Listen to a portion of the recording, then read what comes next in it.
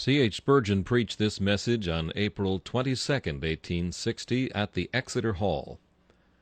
It's entitled, Full Redemption. The text comes from Exodus chapter 10 and verse 26. There shall not a hoof be left behind. The controversy between Jehovah, the God of the whole earth, and Pharaoh, king of Egypt, was intended to be remembered and spoken of throughout all generations.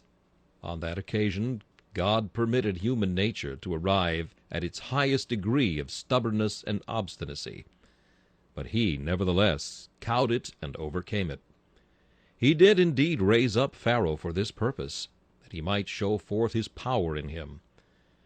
Pharaoh, as an absolute monarch, is permitted to go to the utmost degree of hardness of heart, and yet the Lord would show to all coming generations that his decrees shall stand, and he will do all his pleasure. You will remember that the quarrel was on this wise. God had sent his people into Egypt in olden times, there to dwell in the land of Goshen. They had multiplied exceedingly. They had been favorably treated by succeeding kings, till at length a new king arose who knew not Joseph. He began to oppress the people, but the more he oppressed them, the more they increased. He made their lives bitter with hard bondage. In mortar and in brick and in all manner of service of the field did he make them to serve with rigor. Probably they were employed in building many of those mighty piles, the pyramids, which now stand upon the plains of Egypt. He subjected them to the most rigorous tasks.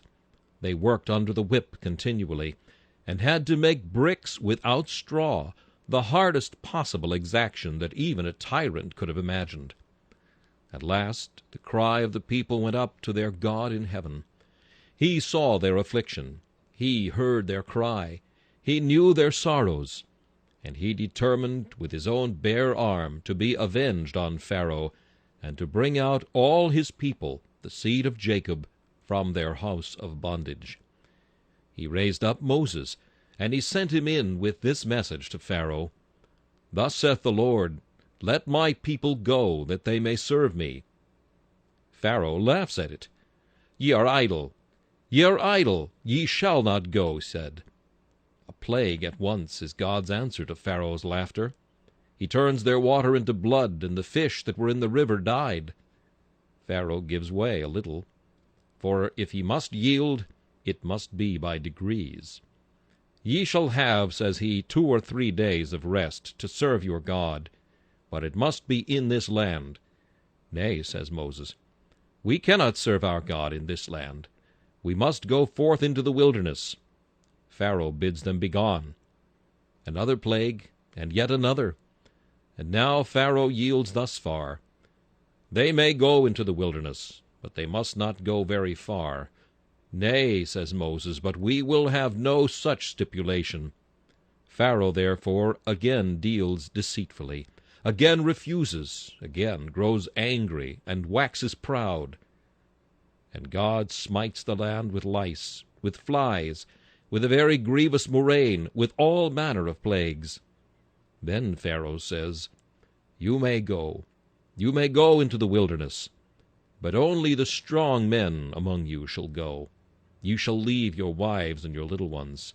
Nay, says Moses, we must all go, with our wives and with our little ones must we serve the Lord God.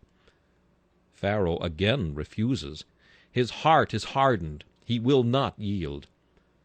Moses, at the command of the Lord, then stretched forth his hand toward heaven, and there was a thick darkness in all the land of Egypt, even darkness that might be felt. Then Pharaoh's subjects clamored to him, Let these men go. Pharaoh yields this. For he says, You shall go, your wives and your little ones, but you shall leave your cattle and your goods behind. Nay, says Moses, we must have all or none. Not a hoof shall be left behind. Not a single sheep shall stay in Egypt. The whole of God's host and all they have, their sick, their young, their aged, and all their possessions must go forth out of Egypt. And you will remember that the Lord never yielded a single point to Pharaoh, but exacted all of him, and at last buried him with his horses and his riders in the depths of the sea. Now it seems to me that this grand quarrel of old is but a picture of God's continual contest with the powers of darkness.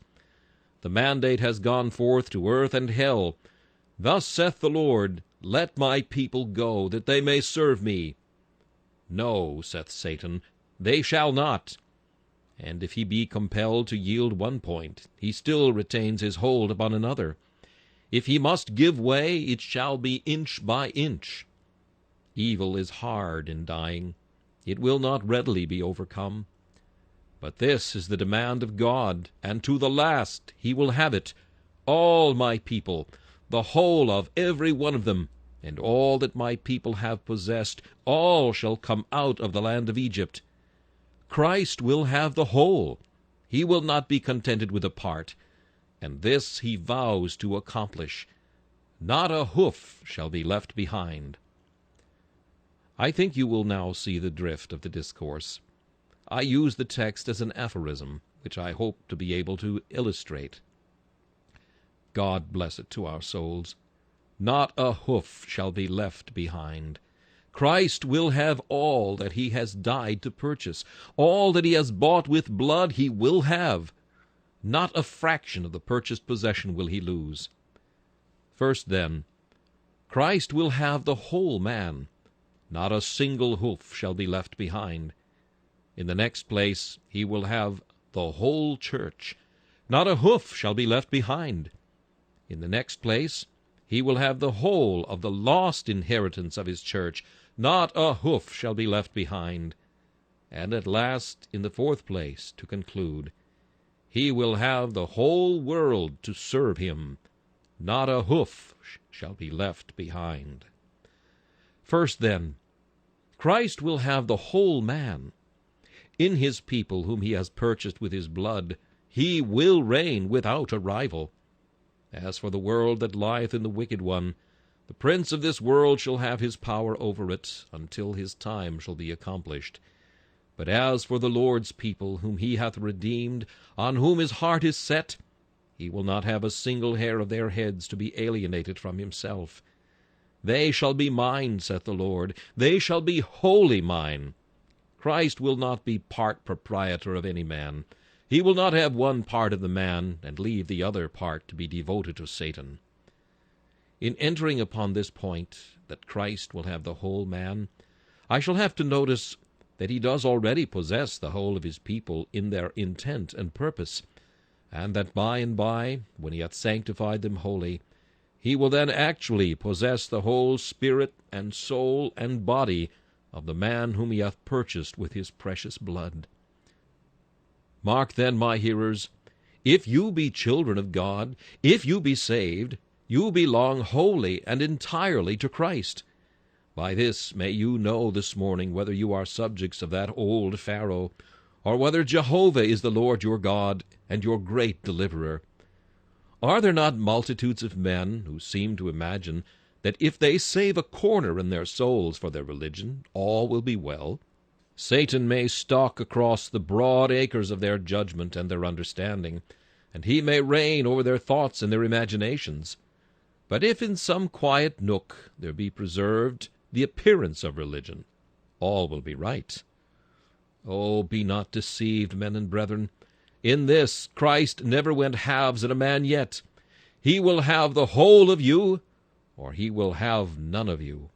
He will be Lord paramount, Master supreme, absolute Lord, or else he will have nothing to do with you. You may serve Satan if you will, but when you serve him, you shall not serve Christ too. He will not permit you to have your right hand in his service, and your left hand employed for the black designs of hell.